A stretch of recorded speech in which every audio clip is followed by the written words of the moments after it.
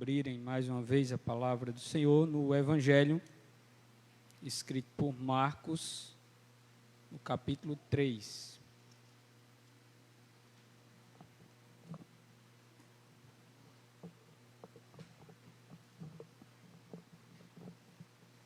Marcos, capítulo de número 3, nós vamos ler do verso 1 ao verso 6, a mesma leitura que foi feita no início.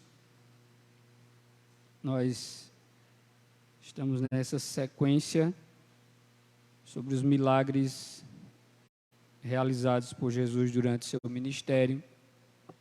E hoje falaremos sobre mais um. O texto diz assim: de novo Jesus entrou na sinagoga. E estava ali um homem que tinha uma das mãos ressequida. E estavam observando Jesus para ver se curaria aquele homem no sábado, a fim de o acusarem.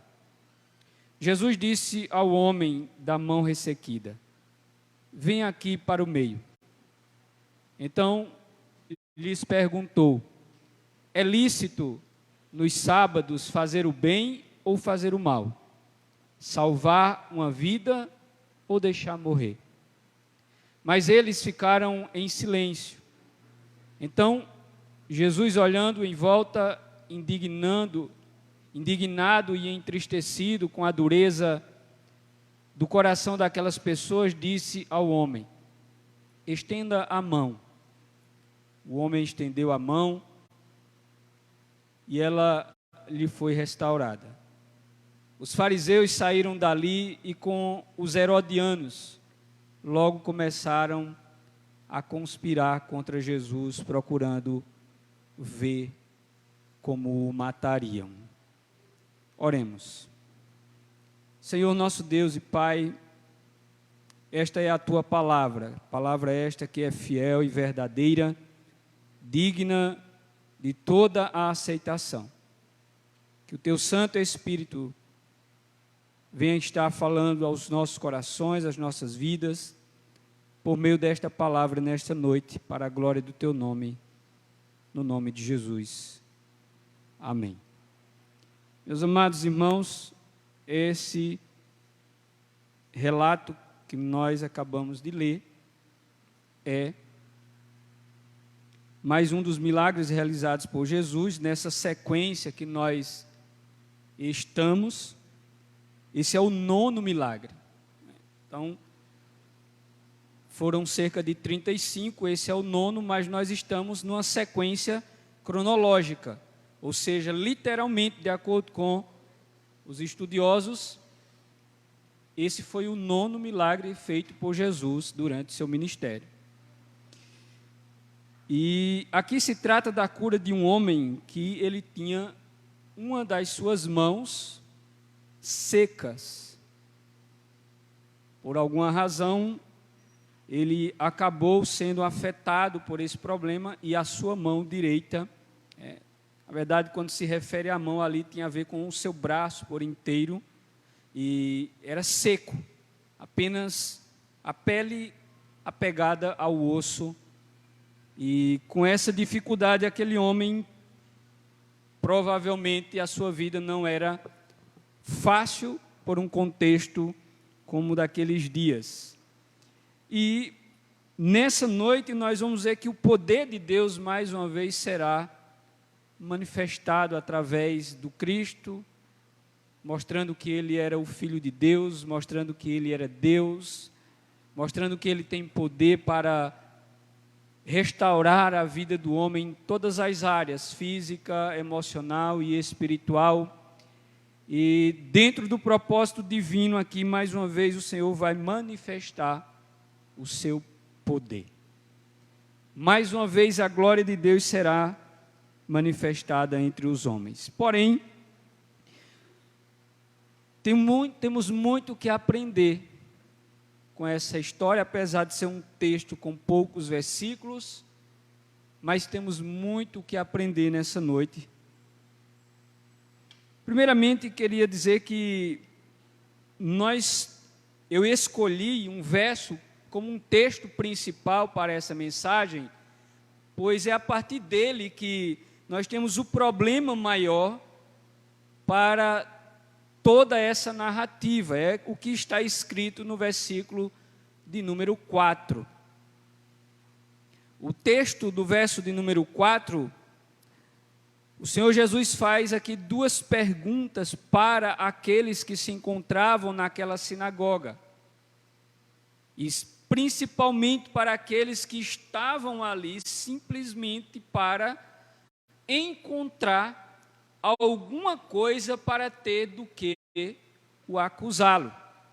Se você prestou bem atenção no texto, no final, diz que eles estavam ali com essa finalidade e saíram dali convictos daquilo que foram fazer ali. E começaram a colocar em prática o seu plano de tentar matar o Senhor Jesus. No verso 4, Jesus faz duas perguntas quando ele diz: é lícito nos sábados fazer o bem ou fazer o mal? Salvar uma vida ou deixar morrer? É fácil responder essa pergunta ou não? Parece fácil essa pergunta de ser respondida, né? Porém, o texto vai nos mostrar que eles permaneceram em silêncio. E por que eles ficaram em silêncio? Porque para eles não era tão simples responder esta pergunta. Sabe por que não era simples, meus irmãos, para aqueles homens responder esta pergunta que aparentemente é uma pergunta óbvia, de uma resposta clara, que não temos o que pensar muito, porque é claro que é mais importante salvar uma vida do que deixar morrer. É claro que sim. Porém, aqueles homens não foram capazes de responder por causa da condição e do estado do coração daqueles homens. O texto mesmo vai nos dizer no verso de número 5, que Jesus ficou indignado, triste, com a dureza do coração daquelas pessoas. Sabe por que Jesus ficou indignado e triste? Porque para aqueles que estavam ali naquele lugar, para aqueles era mais fácil deixar morrer do que salvar. É por isso que Jesus ficou indignado. É por isso que Jesus ficou. Para aqueles que estavam ali, era mais fácil deixar morrer do que salvar uma vida.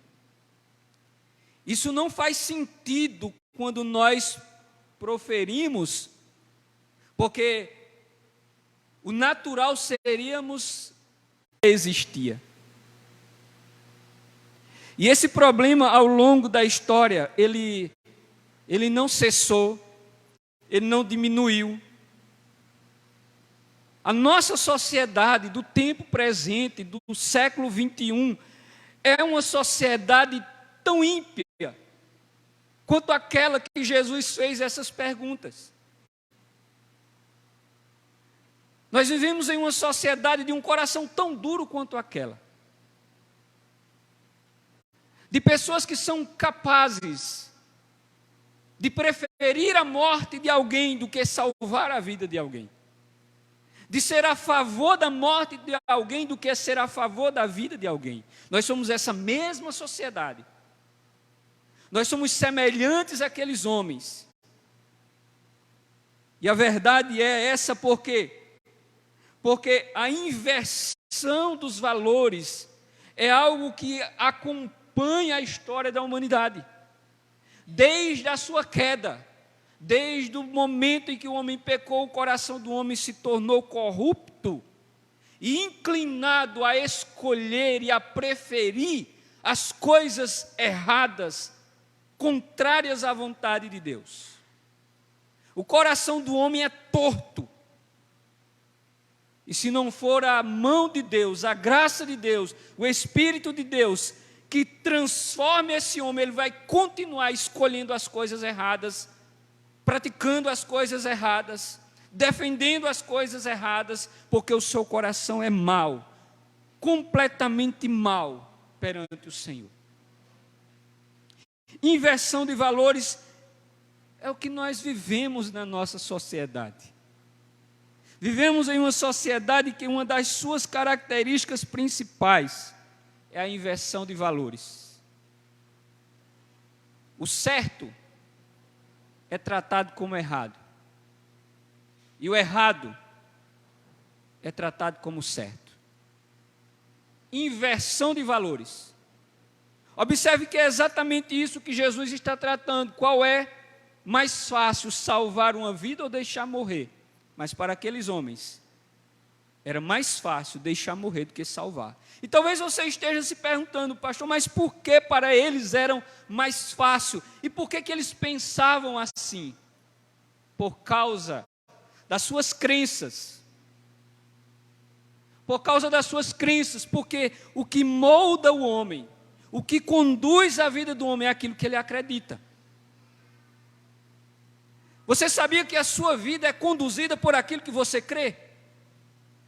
E se o que você crê não for verdadeiro, sua vida vai ser conduzida no caminho errado. É por isso que a Bíblia diz que nós precisamos conhecer a verdade.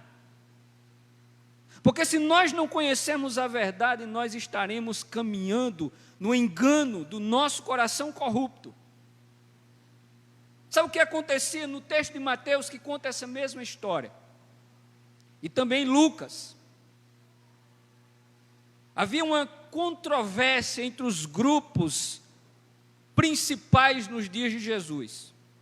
Os fariseus, os essênios, os que pertenciam à escola do Rabino Hillel e também aos que pertenciam à escola do Rabino Shammai.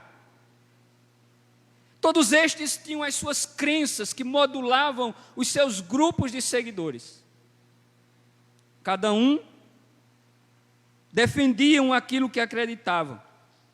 E o texto vai nos mostrar claramente que, para os fariseus, eles permitiam o tratamento no sábado, especialmente se os remédios estivessem sido preparados antes.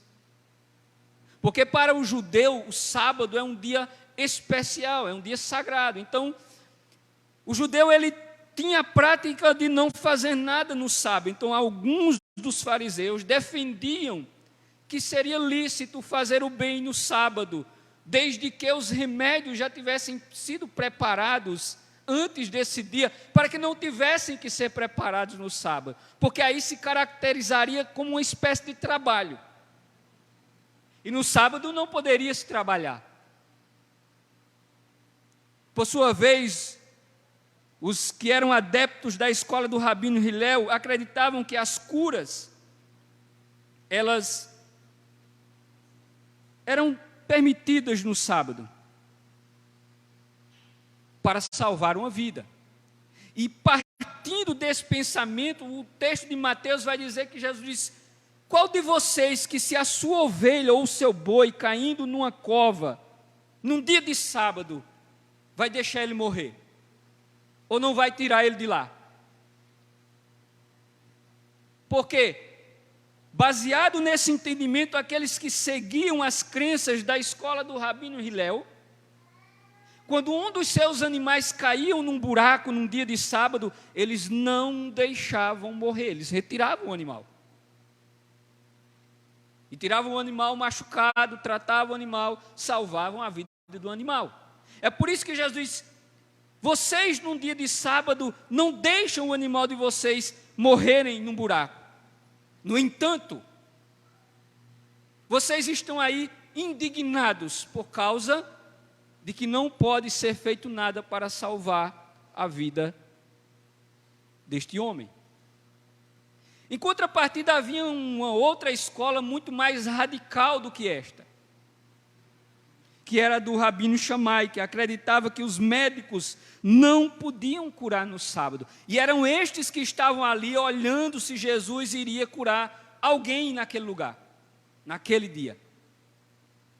Observe que o texto no versículo de número 2 diz assim: e estavam observando Jesus para ver se curaria aquele homem no sábado, a fim de o acusarem. Essas pessoas estavam ali com essa finalidade. E eles não permitiam que curassem pessoas no sábado, que fossem realizados nenhum benefício por alguém no sábado. Para estes, alguém deveria ser deixado até mesmo a morrer, porque era sábado. E o sábado era mais importante do que a vida. E é nessa controvérsia que havia naquele lugar que Jesus está sendo inserido. E Jesus faz essa pergunta: qual é mais fácil? Salvar uma vida ou deixá-la morrer? Entende? Porque às vezes, se você não conhecer o contexto histórico, cultural, você não vai entender aquilo que está sendo ensinado. Porque existiam pessoas que achavam que era mais fácil, e era até correto, deixar alguém morrer, se aquele dia fosse sábado.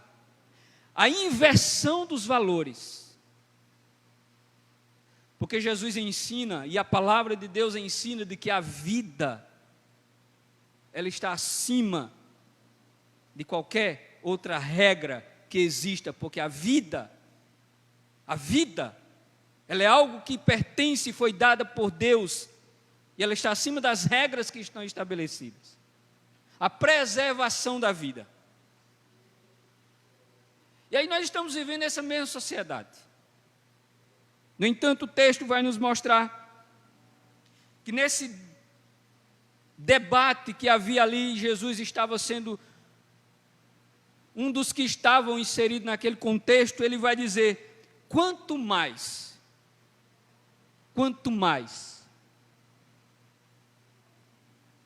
e ele se referia à vida de um ser humano.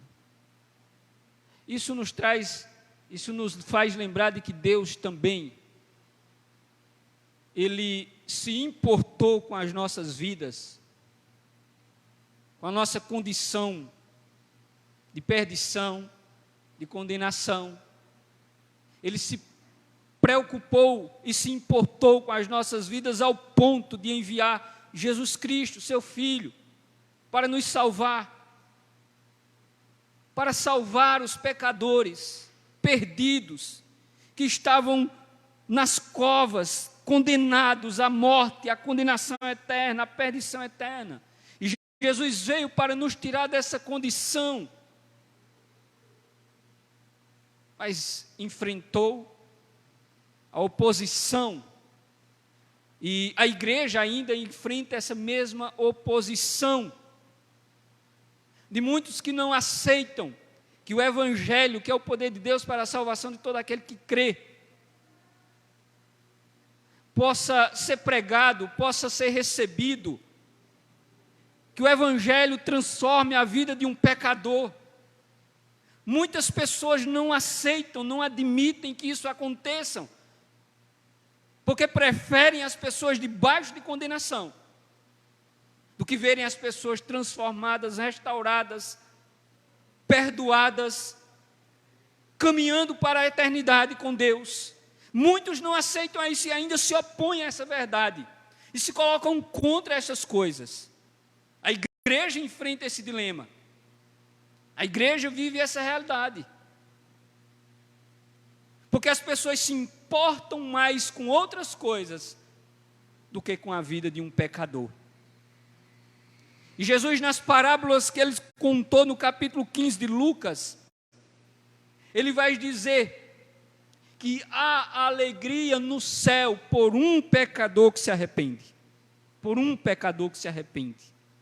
Porque Deus se importa com a vida de um pecador. Assim como nessa história, Jesus se importou com a vida de um homem acuado. O texto nos mostra claramente que aquele homem estava ali naquele local.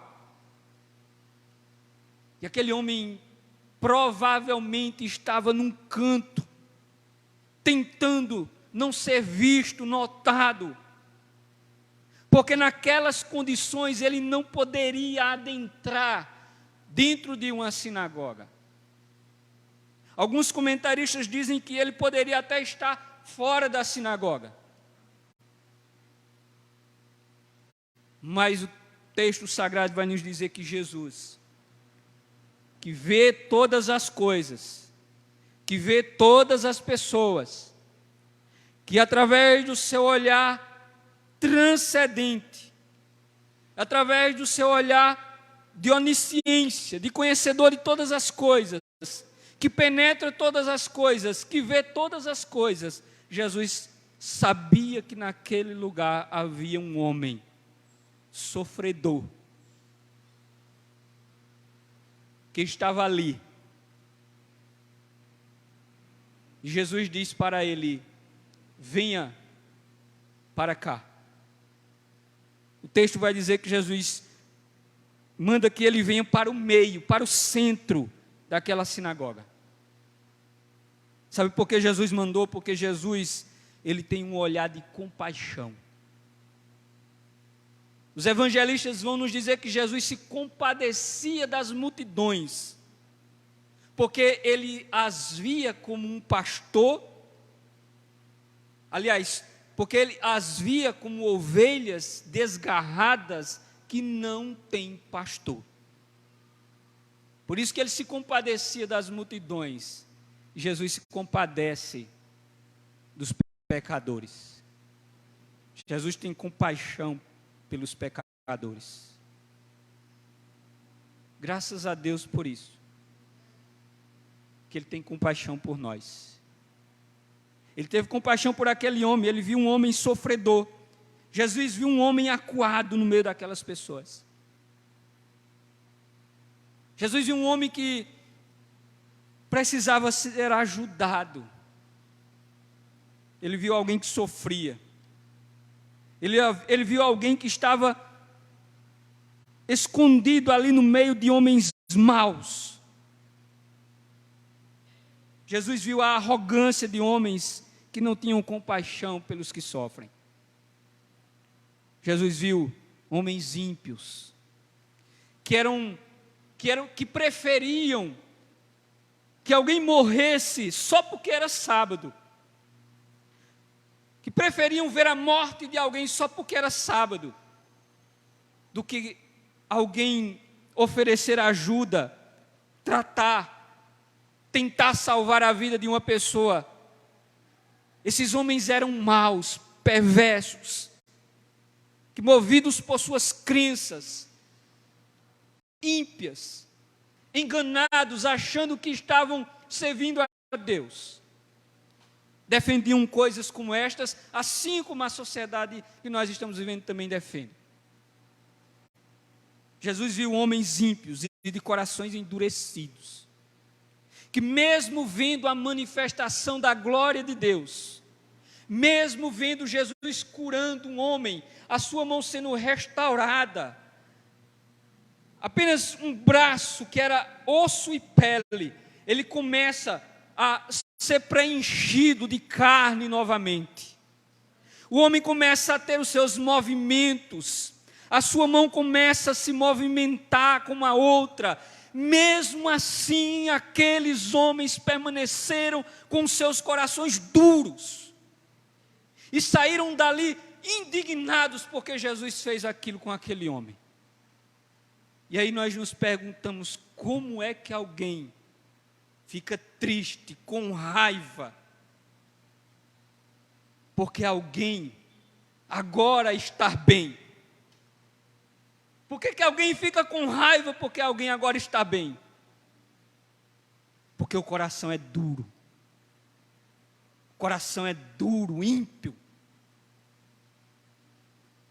E essas pessoas saíram dali não apenas com raiva, mas elas saíram dispostas a construir um plano para aniquilar a vida de Jesus Cristo. Você acha que aquelas pessoas eram piores do que essa que nós estamos vivendo no mesmo tempo? Não. nós estamos vendo, tomando conhecimento de fatos como este, de pessoas que estão indignadas contra Cristo. Nós somos uma sociedade que, se Jesus Cristo aparecesse fisicamente entre nós, ele seria muito mais facilmente morto do que ele foi naquele tempo. Porque hoje tem muito mais pessoas que odeiam Jesus do que você imagina.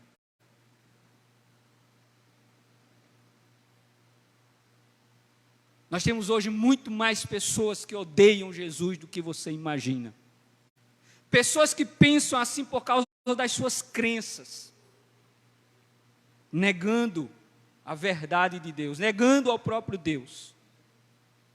Mas a Bíblia nos diz que Jesus olhou com compaixão para aquele homem. Jesus olha para os que sofrem, Jesus olha para mim, olha para você, olha para nós que sofremos. O Senhor conhece as nossas dores, o Senhor conhece as nossas dificuldades, o Senhor conhece as nossas lutas, o Senhor conhece as nossas fraquezas, e Ele olha para nós pelas nossas fraquezas com um olhar de misericórdia e de compaixão. E é por isso que Ele tem salvado pecadores, como eu, miserável, que não era digno da graça de Deus, mas porque Ele olhou com compaixão, Ele me salvou.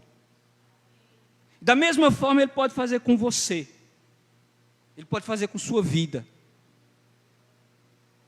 Deus tem compaixão dos que sofrem.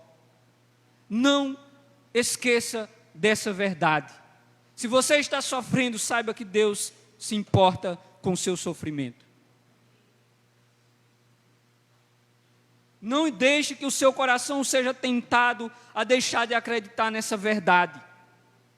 O Senhor se importa com aqueles que sofrem. Mas tenha cuidado. Tenha cuidado para que o seu coração não esteja endurecido. Tenha cuidado. O autor da carta aos Hebreus diz: se hoje você ouvir a voz do Espírito Santo, não endureça o seu coração. Não se feche para Deus, não se feche para o Espírito Santo de Deus que está falando ao seu coração. Não endureça. Cuidado para que o seu coração não esteja endurecido e você, preste atenção, e você só consiga ver os defeitos das pessoas, assim como aqueles que estavam ali, estavam procurando. Irmãos, quando alguém vem procurar defeito em Jesus, imagina o que é que eles não vão fazer conosco. Eles estavam ali procurando defeito em Jesus. Se as pessoas procuram defeito em Jesus, eles vão procurar defeito em você. Eles vão procurar defeito em mim. Tem gente que vive procurando defeito nas pessoas para ter do que as criticar.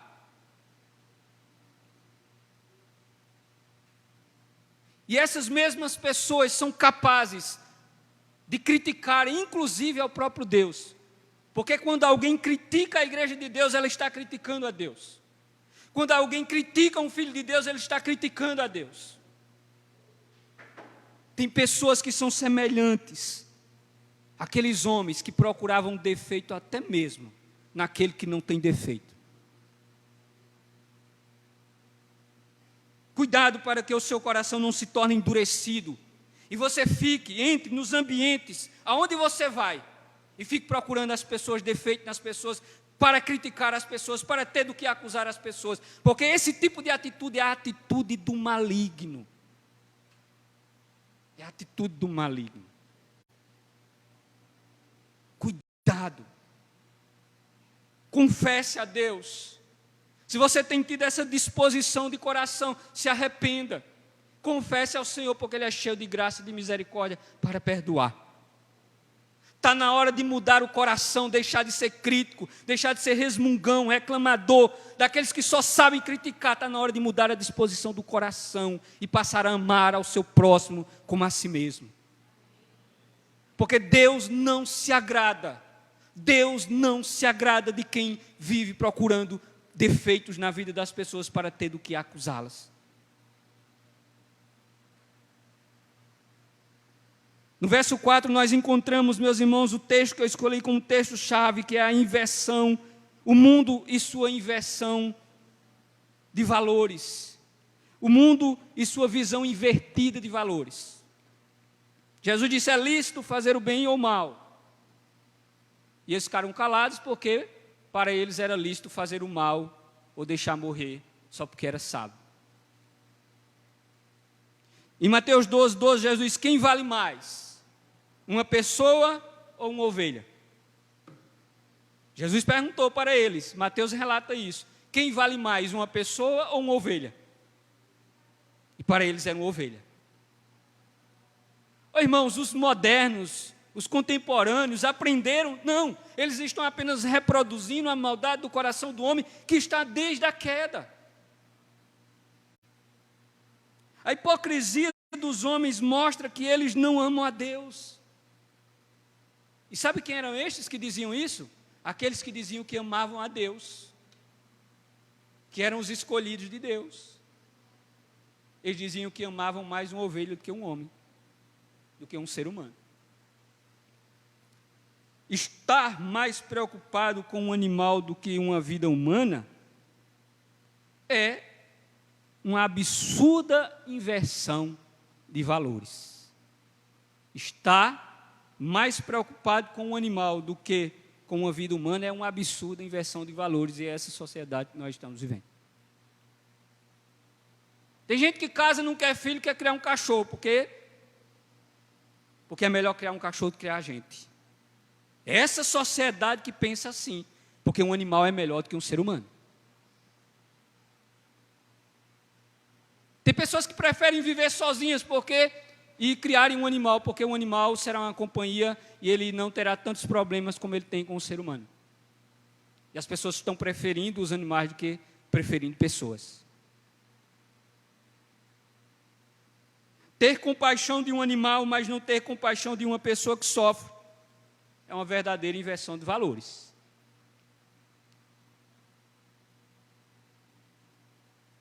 Nós somos uma sociedade que estamos indo a extremos, a absurdos, que no passado nós não imaginávamos que chegaríamos a esse ponto. De pessoas que ao invés de socorrer alguém que está agonizando, são capazes de abrir o seu celular, a câmera do seu celular e filmar a agonização de uma pessoa. É esta sociedade que nós estamos vivendo. As pessoas têm mais coragem de filmar a agonia de alguém que está morrendo do que fazer alguma coisa para tentar salvar a vida de alguém que está morrendo. A inversão de valores é absurda. As crenças de uma pessoa, elas podem ser uma bênção, mas também pode ser uma maldição. Porque quando alguém começa a acreditar nessas coisas, ele dá a sua vida por isso. E a nossa visão de mundo, ela é formada pelas nossas crenças. Então você é aquilo que você acredita. Você faz aquilo que você acredita. Você vive aquilo que você acredita. A nossa visão de mundo, ela é formada pelas nossas crenças, e se estas não estiverem de acordo com a vontade de Deus, nós iremos colidir com a vontade de um Deus que é santo e todo-poderoso. A nossa sociedade tem uma visão de mundo, meus irmãos, muito distorcida. E, para vocês terem uma ideia, o que eu vou dizer aqui não é nenhuma novidade. Você talvez já viu e ouviu isso algumas vezes na TV ou nas redes sociais. Os meios de comunicação, através daqueles que mobilizam por meio das suas crenças, levantam bandeiras, fazem campanhas, levantam fundos gigantescos para defender, salve os ovos da tartaruga. Filmam, festejam, celebram, comunicam. E ficam ali observando encantados, festejando o nascimento das tartarugas e se dirigindo para dentro do mar. E elas dizem: salvem os ovos das tartarugas que estão morrendo. Está errado? Não, não está errado. Não está errado defender que seja preservado os ovos das tartarugas, as vidas das tartarugas. Não está errado. Da mesma forma que não está errado que você defenda a preservação da vida de qualquer animal. Eu tenho animal. Eu gosto de animal. Eu cuido do meu animal. Eu defendo o meu animal. Mas o meu animal não é mais importante que a vida do ser humano. Mas estes mesmos que defendem que não se pode matar, não se pode destruir os ovos das tartarugas, esses mesmos é que vão para as ruas, para as praças, levantam cartazes, bandeiras, fazem passeatas e dizendo que são a favor da morte de inocentes ainda no ventre da barriga de uma mulher. E o que é isso senão a inversão de valores? O homem chega ao absurdo de dizer que o ovo de uma tartaruga ou de um passarinho é mais importante do que uma criança que está no ventre de uma mãe. E dizer: esse daqui você não pode fazer nenhum mal, mas esse daqui você pode. É essa sociedade que nós estamos vivendo. E estas pessoas odeiam a Deus. Assim como aqueles que Jesus disse para eles: qual é mais fácil, salvar uma vida ou deixar morrer no sábado? E para eles era mais fácil deixar morrer uma vida, porque eles eram idênticos a estes que hoje defendem a morte de inocentes. Aliás, defendem a morte de inocentes e lutam, defendem a preservação dos animais. Eu não estou advogando a morte de animais, nem a destruição dos animais. Pelo contrário, o mandato cultural do Senhor para o homem é que ele cuide da sua criação. Nós temos o mandato do Senhor de cuidarmos da sua criação, porque a Bíblia diz que Deus entregou para Adão o cuidado da sua criação, que inclui inclusive os animais. Mas nenhum dos animais, ou nenhuma coisa na criação foi feita à imagem e semelhança de Deus. Apenas o homem o Senhor fez a sua imagem e semelhança. Apenas o ser humano. E por essa razão, nós não podemos. Mas sabe o que é pior, irmãos? Tem gente que diz que é crente, tem gente que diz que é cristão, tem gente que diz que é pastor, tem gente que diz que é religioso e diz que há certas situações que ele é a favor do aborto.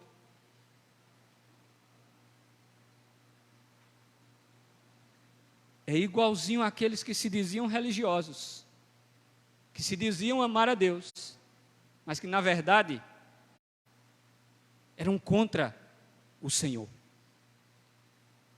A igreja tem essas pessoas inseridas no seu contexto, com a mente cauterizada, contaminada pelas ideologias e filosofias de um mundo perverso. A nossa sociedade é a pior sociedade, porque ela tem recebido mais informações do que todas as outras sociedades já teve em todos os tempos. E por conta disso, os nossos corações estão se tornando duros e insensíveis ao ser humano.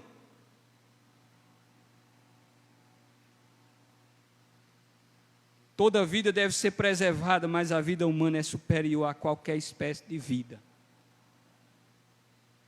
Por isso, não mate. Que é isso, pastor? Nunca irei matar ninguém. Mas você mata com palavras também. Você mata com a sua língua. Você mata com a maneira como você trata o seu próximo. Você mata. Jesus disse isso no seu Sermão do Monte. Ele disse: está escrito, não matarás. Mas Jesus disse: eu, porém, vos digo, qualquer um de vós que em seu coração se irá contra o seu irmão, já cometeu assassinato no seu coração. A gente é capaz de chegar em casa, deitar no chão com um animal de estimação, brincar com ele, mas de apenas gritar e tratar mal aqueles que nós deveríamos estar amando. Nós sabemos muito bem como acalentar, fazer um carinho no animal, mas estamos tratando mal uns aos outros nas nossas relações. Porque muitas vezes nós não entendemos que Jesus elevou a uma categoria muito maior os mandamentos do que eles tinham e do que o que as pessoas compreendiam no seu tempo. O mal que existe no homem foi alvo da misericórdia de Deus. E deve ser também o alvo nosso. Nosso alvo é ter misericórdia das pessoas, dos pecadores, assim como Jesus teve misericórdia de nós. Jesus morreu pelos pecadores e não pelos animais, você sabia disso? Jesus morreu para salvar pecadores e não para salvar animais. Mas aqueles homens salvavam ovelha e deixavam morrer uma pessoa. Da mesma forma que hoje salva uma tartaruga, uma baleia, um golfinho, um peixe, mas matamos um ser humano feito à imagem e semelhança de Deus. Por fim, nos versos de números 5 e 6, nós vamos encontrar a concretização da obra miraculosa do poder de Deus manifesto na vida daquele homem e naquele lugar. A palavra de Deus, meus irmãos, muda a vida dos que sofrem. Acredite nisso, a palavra de Deus muda a vida do pecador. Se você crê, você será salvo. Se você crê, sua vida vai mudar. Se você crê, o Senhor vai mudar o seu coração. Se você crê, você vai ser transformado. Porque a palavra de Deus muda a vida do pecador. O verso 5 e 6 nos diz assim: então Jesus, olhando em volta e indignado e entristecido com a dureza do coração daquelas pessoas, disse ao homem: estenda a mão. E o homem estendeu a mão, e ela lhe foi restaurada. Diante de todos, porque Jesus disse: vem aqui para o meio. Quando ele veio para o meio, Jesus disse: levante a mão. Ele levantou aquela mão seca, uma mão seca. Mas diante da vista de todos, aquela mão começou a ganhar carne, começou a ganhar movimentos. E todos começaram a contemplar a glória de Deus naquele lugar. E aquele homem olhava, comparava as suas mãos idênticas uma à outra agora. O poder de Deus, a glória de Deus manifesta no meio dos pecadores. Porque Jesus transformou, mudou, salvou a vida daquele homem, daquele que sofria naquele lugar, naquele dia. E o mesmo Jesus pode salvar, pode transformar, pode mudar a sua vida hoje aqui. Ele pode, porque Ele é o mesmo, Ele não mudou e nem mudará. O pecado é a maior desgraça na vida da humanidade. A história vai dizer que já aconteceram muitas desgraças na vida da humanidade, muitas tragédias, mas nenhuma desgraça é maior do que a desgraça do pecado. Nenhuma, porque todas as outras desgraças são consequências da desgraça do pecado. Todo mal moral em uma sociedade é decorrente do coração humano totalmente corrompido pelo pecado. Uma sociedade sem valores é uma sociedade imoral, que não tem moralidade, que não tem valores.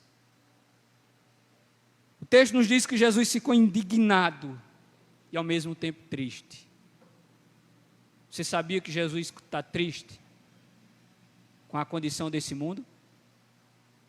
Sabia que Jesus está indignado com essa humanidade, com a vida perversa que o mundo está vivendo? O texto de Gênesis 6 diz que Deus naquela época olhou e viu que o homem estava corrompido, seu coração e as suas mãos cheias de violência, e Deus se indignou, se entristeceu com o homem e disse: vou destruí-lo, e destruiu, salvando apenas Noé e a família de Noé. Mas a Bíblia nos diz no Sermão do Monte, aliás, no sermão profético que Jesus pregou, Jesus disse assim: como foi nos dias de Noé, assim será também nos dias da vinda do Filho do Homem. Como foi nos dias de Noé, assim será e assim está sendo nesses dias. Os homens são tão maus como nos dias de Noé. O mundo é tão mau como nos dias de Noé. Mas saiba de uma coisa: Deus é cheio de misericórdia e graça. E a morte de Cristo é a maior demonstração de compaixão e graça pelos pecadores. A morte de Cristo. O justo pelos pecadores. Por fim, quero dizer para todos aqui nessa noite: toda mudança na vida de uma pessoa depende de ela buscar ao Senhor. Aquele homem só foi transformado, curado, porque ele buscou estar na presença do Senhor. Se ele não tivesse ido para a presença do Senhor, ele não teria sido curado. A vida dele não teria mudado. Sua vida só vai mudar se você estiver na presença do Senhor. Se você estiver na presença do Senhor, o Senhor vai mudar a sua vida. Amém? Portanto, submeta-se à palavra de Deus. Obedeça a palavra de Deus, o chamado de Deus. Jesus disse para aquele homem: vem para cá. E quando ele veio, o Senhor mudou a vida dele. Obedeça o chamado do Senhor, a voz do Senhor, a palavra do Senhor, que te chama. Que te chama para que Ele possa mudar a sua vida, para que Ele possa salvar você, para que Ele possa perdoar os seus pecados. O Senhor te chama para estar na sua presença, diante dEle. O Senhor te chama, e se você obedecer a sua palavra, a sua voz, Ele vai salvar você.